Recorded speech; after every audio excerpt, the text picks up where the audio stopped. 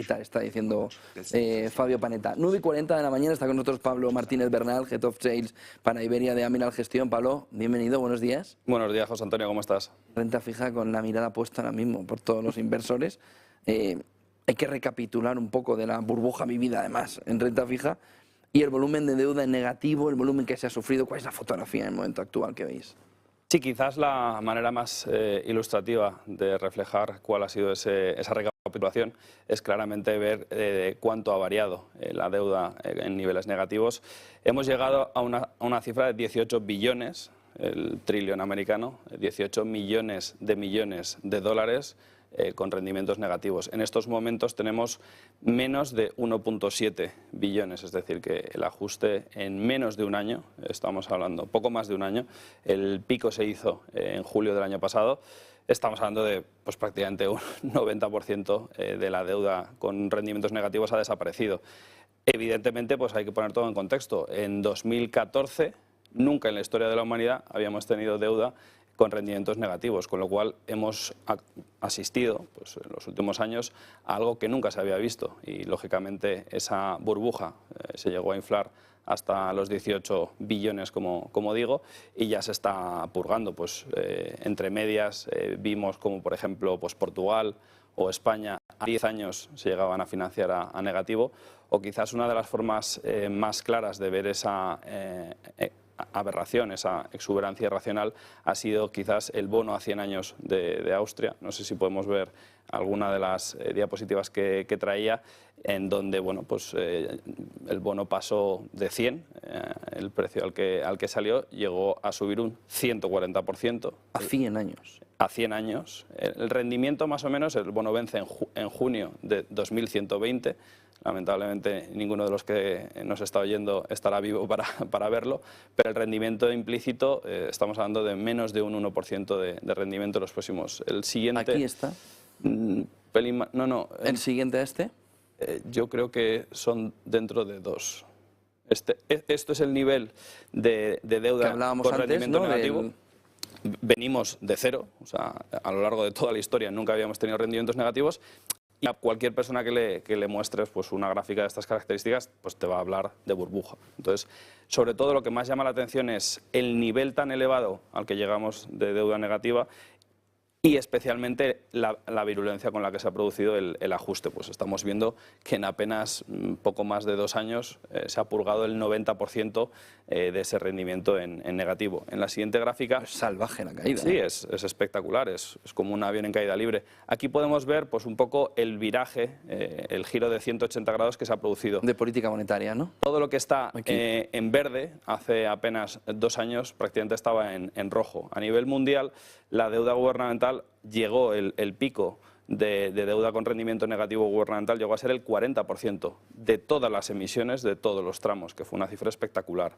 Y en deuda corporativa llegó a ser el 10%, que también es un nivel espectacular. Y aquí estamos viendo esa reversión o ese giro de 180 grados. Y en estos momentos solo Japón y Suiza son los únicos países en los que en estos momentos todavía, en algunos tramos, no en todos, estamos viendo todavía tipos negativos por diferentes circunstancias, en el caso de Suiza y de Japón. Claro, y esto lo que ha hecho ha sido dejar al inversor en renta fija con el pie cambiado completamente. Efectivamente, entonces todo esto que estamos viendo aquí reflejado es lo que justifica, lo que explica que el inversor en renta fija, que tradicionalmente pues, nunca había pensado que tendría que soportar pues, caídas de hasta doble dígito, como bien sabes está sucediendo este año, pues lamentablemente lo está padeciendo. ¿Por qué? Pues fundamentalmente porque venimos de unos excesos fuertemente influenciados por la política monetaria de los bancos centrales, en donde desafortunadamente pues, el dinero ha dejado de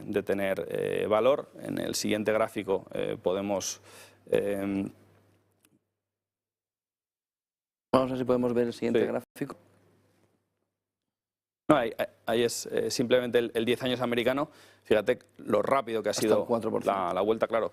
Todos los inversores que estaban en esos tramos pillados. Han sufrido pues, pérdidas muy significativas. Y en la siguiente diapositiva... Porque el punto ahora para el inversor en este gráfico, ¿qué sería? Ver el pico final. y en el pico es donde ya puede entrar. ¿O cómo debe verlo un inversor en renta fija? En la subida nunca, por lo que hemos aprendido ya, ¿no? Totalmente. Un inversor yo creo que al final debe de abstraerse de todo lo que son este tipo de decisiones de bancos centrales y demás y tratar de confiar en expertos. Dicho esto, nadie tiene una bola de cristal, la política monetaria, ni siquiera los propios actores. A veces se habla del tema de la guerra, de cuándo va a terminar. Yo soy de la opinión de que ni siquiera Putin es consciente de cuándo va a terminar la guerra, y mucho menos el resto de analistas y comentarios de mercado. Entonces, nosotros creemos que el inversor en renta fija lo que tiene que hacer es confiar en una estrategia a largo plazo y tratar de mitigar o de evitar los riesgos que normalmente la renta fija en este contexto tiene, que son todos. En la siguiente diapositiva, simplemente por ilustrar el tema del bono, el famoso bono de Austria a 100 años, pues bueno, estamos viendo el pico lo hizo en el año 2020, en el mes de marzo aproximadamente, y desde 200 casi tocó los 240, hay que recordar que sale a 100, es decir, es una subida de un 140%, en estos momentos está en torno a 80, o sea que si los inversores en renta fija están pues desesperados porque han visto caídas de 10, 15, incluso 20%, los inversores... ¿De renta variable te refieres? No, en renta fija. Vale. Los inversores que confiaron, sin mucho criterio, sinceramente, en un bono de estas características, están sufriendo superiores al 70%. Es decir, que yo creo que uno de los aspectos quizá positivos, la letra con sangre entra de este ajuste, es que la mayoría de inversores pues, ha descubierto a las malas que la renta fija pues, entraña riesgos y que, al igual que en renta variable, si nosotros dejamos de prestar atención a las valoraciones, a los fundamentales, pues podemos perder mucho dinero. En renta variable lo hemos visto y alguna vez que he estado contigo en el programa lo hemos comentado, pues los excesos, las euforias en el growth, en la tecnología, pues tarde o temprano al inversor que se le olvida el fijarse en las valoraciones lo termina pagando. Y en renta fija ha sucedido algo bastante parecido. Siempre hay que prestar atención a las valoraciones. Y tú no le puedes prestar a 100 años a un país, por muy solvente que sea, en un contexto de inflación tan elevada como el que estamos viviendo, sin prestarle atención al precio. Entonces, pues el último que compró a 237, pues claramente no estaba haciendo un ejercicio de analizar el binomio rentabilidad-riesgo. Y lo está pagando. Es el mejor ejemplo de la exuberancia irracional que hemos vivido en los últimos años, sobre todo en este capítulo de renta fija, porque me parece de los comprar algo para algo que ni tan siquiera llegarás a saberlo tú, porque no te va a llegar la vida para ello, y dar una rentabilidad a un préstamo ¿Qué hace ahora en este entorno? Porque ahora ya han cambiado las tornas. Entonces yo te preguntaba antes, ¿esperamos al pico? Es decir, ¿cómo lo ves? ¿Qué puede hacer el inversor que dice, oye cantos de sirena, oye, la renta fija va a ser importante en los próximos años, pero a la vez en la fotografía de 2023 tampoco parece que sea la mejor ahora mismo? Sin lugar a dudas, yo creo que es uno de los contextos más difíciles. Hay un inversor que fue discípulo de George Soros, Stanley Druckenmiller, y hace apenas unas semanas comentaba en una charla que en toda su carrera profesional no había visto o no había asistido a un contexto en donde fuese tan difícil prever un poco los principales indicadores y la coyuntura a 6-12 meses. Entonces hay que tener en cuenta que estamos en un contexto tremendamente complejo, en donde prácticamente nadie tiene la más mínima idea de por dónde pueden ir los tiros, y precisamente por eso, en ese contexto, ¿qué debe de hacer el inversor? Pues tener un extra de cautela y un extra de prudencia. En nuestro caso particular, en Amiral Gestión, el posicionamiento en renta fija, lo que creemos que debe hacer el inversor es apostar por duraciones todavía cortas. Nosotros a lo largo de este año pues las hemos incrementado ligeramente, de 2,2 a un poco más de 3, o sea que seguimos siendo inversores cautos en la parte de duración. Creemos que el posicionamiento adecuado también tiene que tener en consideración un nivel importante de liquidez, porque bueno, pues a pesar de que los spreads, como sabes, José Antonio, se han incrementado, pues estamos viendo el crossover en Europa en torno a 600 puntos básicos. Es posible que todavía se incremente más. Entonces, ¿qué significa esto? Pues que ya los diferenciales de crédito empiezan a ofrecer rendimientos interesantes, atractivos, pero todavía se puede estresar más la situación. Entonces, por eso creemos que merece la pena tener algo de liquidez. Sí que es cierto que nosotros ya la hemos puesto a trabajar parcialmente a lo largo de este año, sobre todo periodos pues febrero, marzo, abril, que fue un periodo bastante convulso. Ahí sí que pusimos a trabajar la liquidez. Y luego, lo más importante, bajo nuestro punto de vista, es rendimientos elevados, yields importantes. Nos da la sensación de que hay muchos inversores que están un poco tirando la toalla en términos de rentabilidades, especialmente los inversores que están invertidos sobre todo pues, en investment grade, en grado de inversión, son los que más han sufrido caídas muy elevadas este año. Son los que, sobre todo, pues están viendo caídas de doble dígito, de 15%, cuando precisamente era la deuda, en principio, más conservadora. Ahí hay que hacer el ejercicio de cuánto ha caído mi estrategia, mi fondo de renta fija de estas características y cuál es el carry de la cartera, es decir, cuál es la rentabilidad que voy a recuperar. Y, en general, en estos momentos lo que nos da la sensación es que hay muchos inversores que están implícitamente, por su inacción, pues aceptando pérdidas permanentes de hasta un 10%.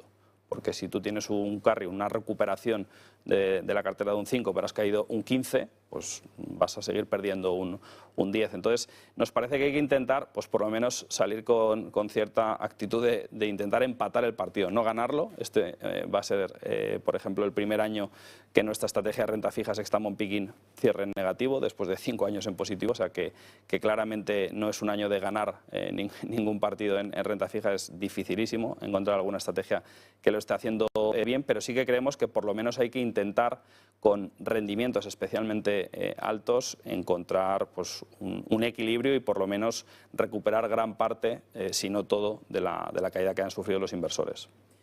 Ahí el inversor cuando mira la gestión al fondo Sextant Bond Picking, ¿qué alternativas de inversión en esa estrategia que nos estás comentando? ¿Es esa estrategia a corto plazo o a 2-3 años vista? ¿Qué configura esta opción para el inversor? Para nosotros, Sextamon Picking es nuestro único fondo de renta fija, o sea que yo creo que ponemos todo nuestro expertise y nuestras capacidades de renta fija en la estrategia. Como te comentaba, José Antonio tiene más de 5 años de histórico, que al final pues, han sido probablemente los 5 años más complejos en el universo de renta fija de la historia, por lo que hemos comentado anteriormente. Y nos parece que bueno, pues una estrategia en donde fundamentalmente te centras en el riesgo de crédito. Nos parece que en la inversión en renta fija pues, hay infinidad de elementos, de riesgos, y quizás merece más la pena pues, centrarte en probablemente el riesgo que mejor puede controlar un gestor, que es el riesgo de crédito, que es analizar las compañías, entender el perfil, el riesgo crediticio que tienen todas ellas, estudiar el balance, estudiar bien las compañías desde un punto de vista fundamental y tratar de abstraerse de todo lo demás. ¿Cómo haces eso? Pues haciendo una estrategia de buy and hold, vas comprando las diferentes emisiones y a medida que te van venciendo las vas renovando y te abstraes de todo lo demás. No intentas hacer movimientos tácticos de pues ahora creo que en la próxima reunión del Banco Central Europeo pues Lagarde va a ser más dovish, más hawkish.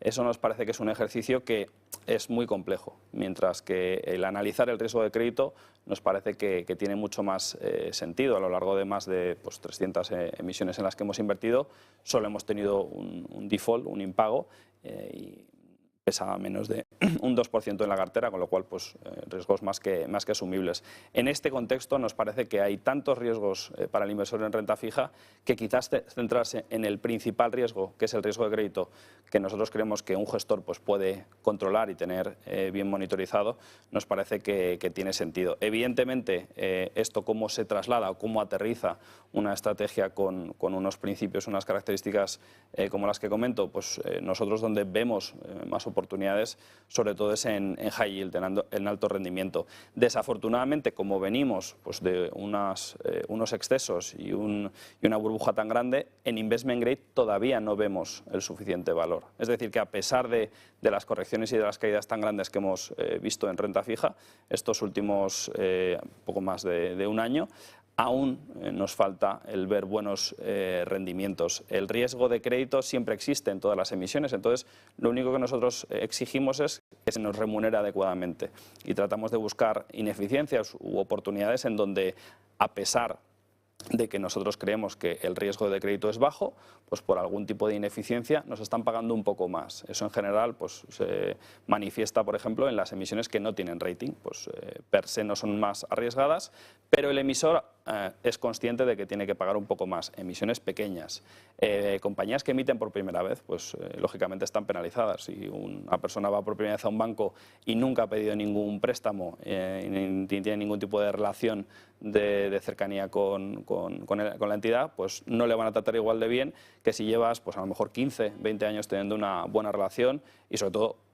pagando y cumpliendo tus obligaciones, pues claramente vas a tener unas condiciones más favorables. Pues lo mismo le pasa a las compañías. Están penalizadas cuando emiten por primera vez, a pesar de que pueda haber un montón de circunstancias en donde esas compañías van a repagar su deuda, van a hacer frente a sus obligaciones crediticias. Pues muchísimas gracias, Pablo Martínez Bernal, Head of Sales para Iberia de Amiral Gestión. Vamos a ver el 23 con calma. Buen día y buen negocio, Pablo. Muchas gracias, José Antonio. 9,55 está el mercado cayendo con fuerza.